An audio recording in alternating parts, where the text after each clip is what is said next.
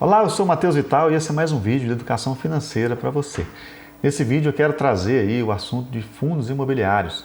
Um assunto que foi sugerido lá no Instagram, algumas pessoas responderam lá uma caixinha de pergunta que eu deixei e pediram para falar sobre isso. Então, se você não me segue ainda, segue lá.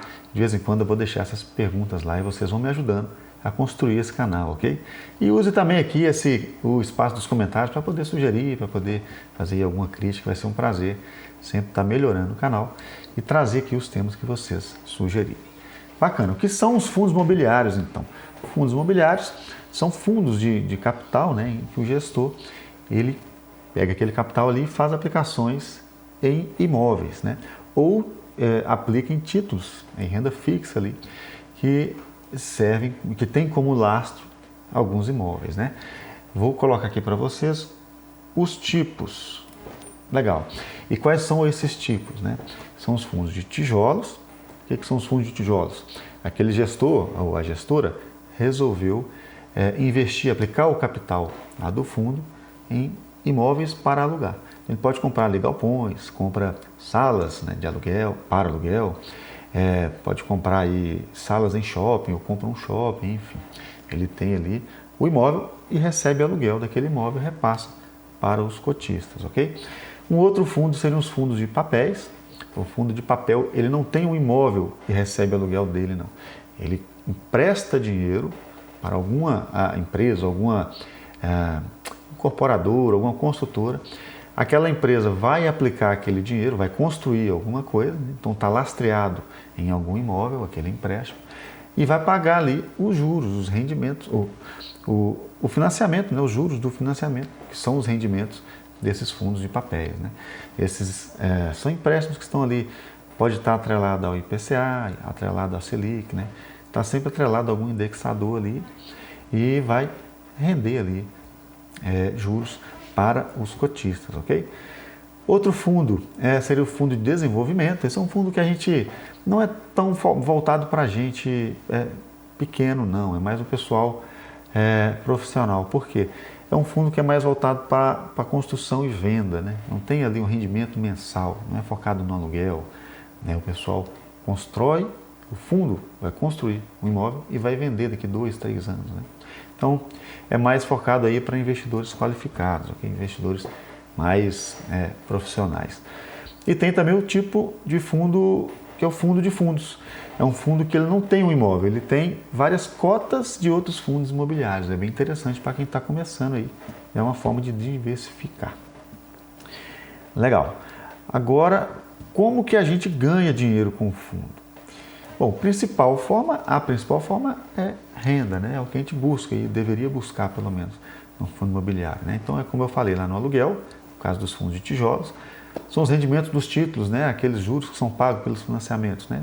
Dos fundos de papéis e renda da venda de imóveis, né? Tanto lá nos fundos de desenvolvimento, quanto também um fundo de tijolos, ele pode vir a vender ali um galpão que não está mais interessante ou por alguma estratégia ali do gestor, ele pode vir a vender aquele fundo e a gente recebe o capital da venda, né? A nossa participação, porque aquele imóvel é nosso, né? É do cotista, né?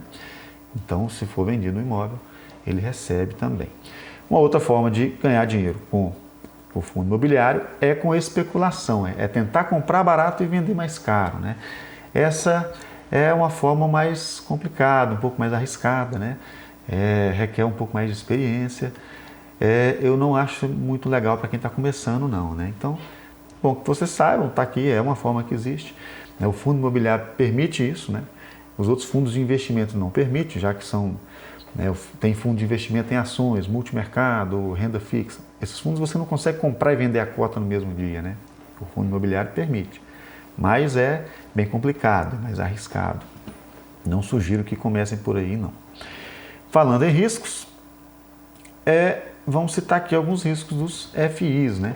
Os fundos de investimentos imobiliários.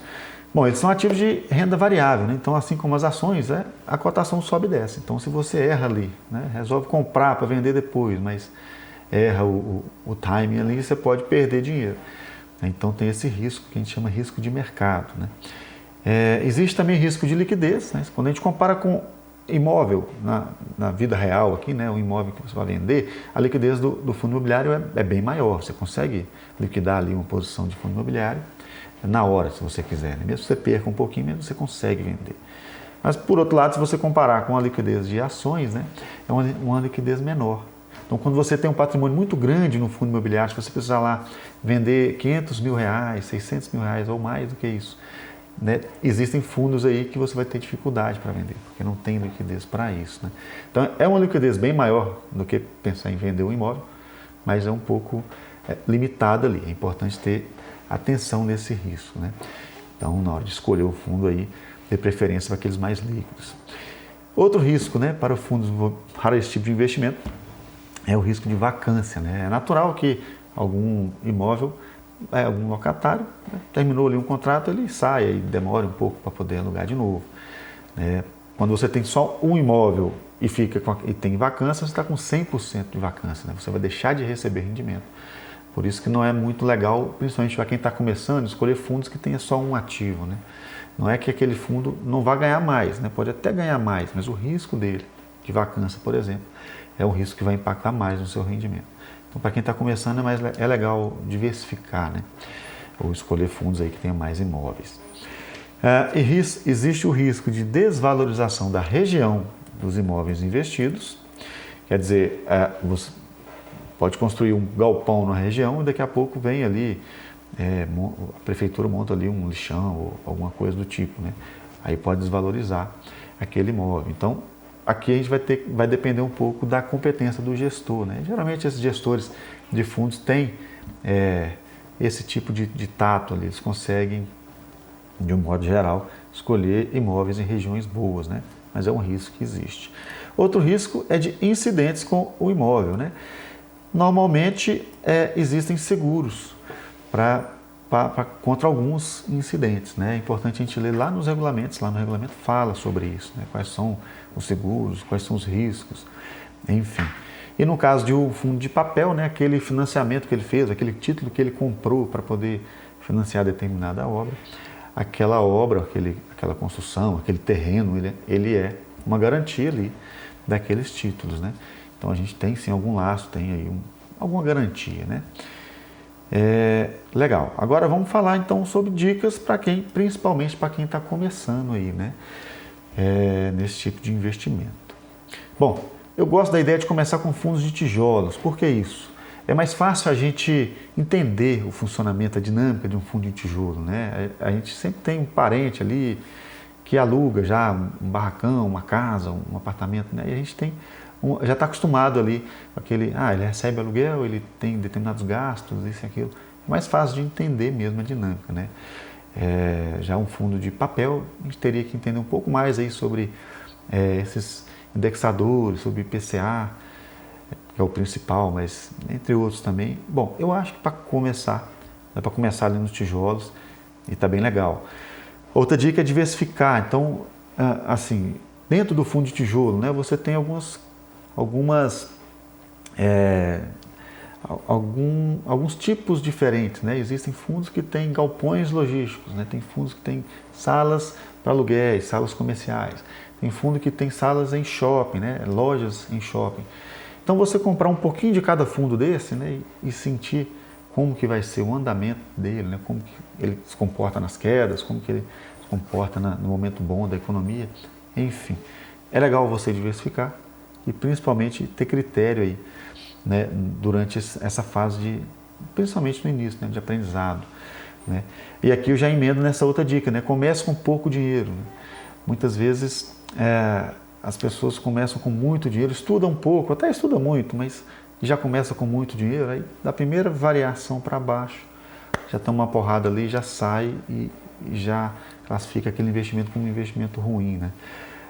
Eu acho que a ordem da coisa deveria ser mais assim, estuda um pouco, nem precisa estudar tanto, não precisa virar especialista no fundo antes de começar não, ou num ativo que seja. Estude um pouco, tenha uma boa noção e comece com um pouquinho. Pronto, vai para a prática, vai sentir na pele aquela cota subir, aquela cota cair. Espere pelo menos um ano aí para você aumentar isso. Com certeza dentro de um ano você vai ter bastante experiências de altas, de quedas, de recuperações. né? Aí vai melhorar a sua compreensão para o próximo estudo que você vai fazer, né? Às vezes a gente tenta estudar ali bastante no início, tentar ficar especialista, mas não tem a parte da experiência, né? Então acho que as coisas se complementam. É importante você estudar, mas também é importante você ir para a prática. Mas na hora de ir para a prática, principalmente no início, paga um pouco. Que aí você vai conseguir fazer as duas coisas em paralelo e crescer, né? Se você tentar fazer uma muito em excesso ali, a chance de você desanimar é grande, né? Seja porque estudou demais, não vai ter o rendimento, seja porque você estudou pouco e botou muito dinheiro e na primeira queda você perdeu muito. Bom, eu acho que deu para travei um pouco mais nessa parte aqui, né? Porque eu acho que ela é uma das mais importantes, mas eu acho que deu para entender bem. Outra dica é atenção às datas de vencimento de contratos. O que é isso?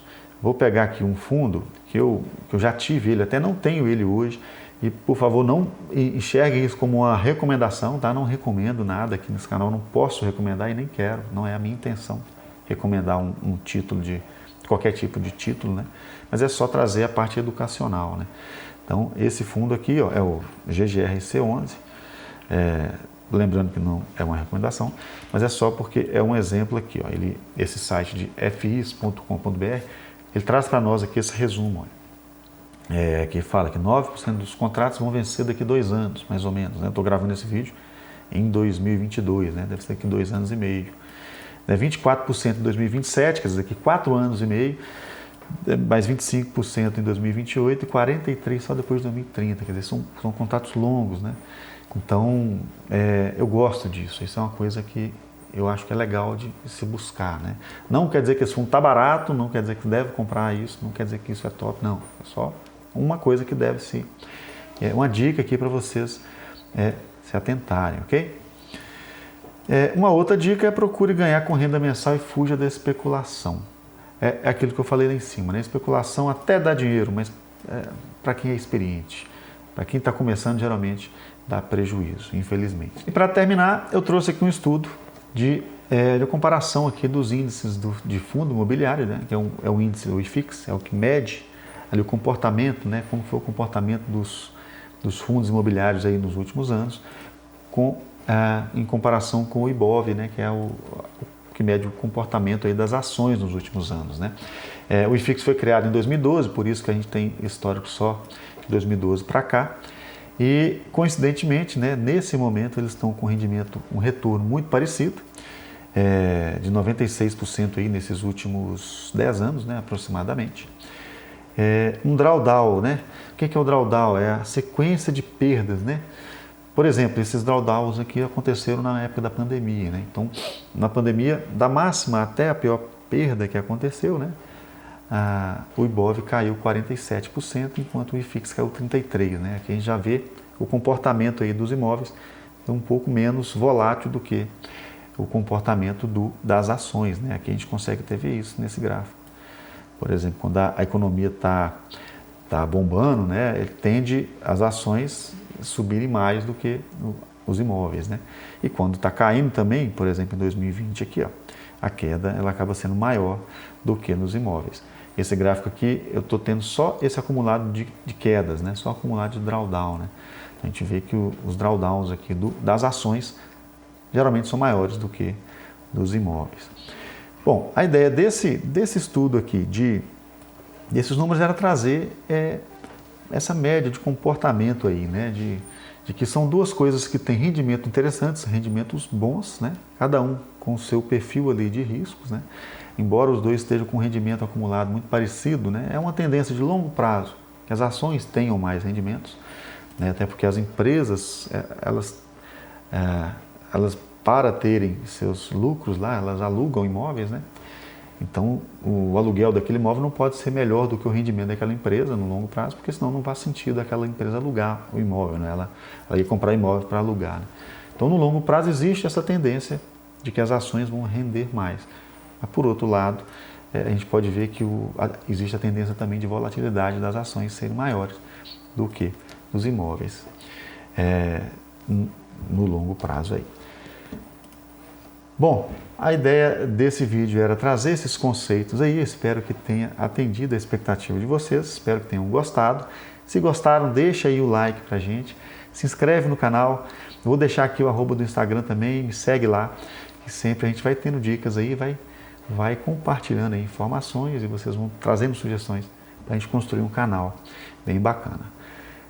Um grande abraço para vocês e até o próximo vídeo.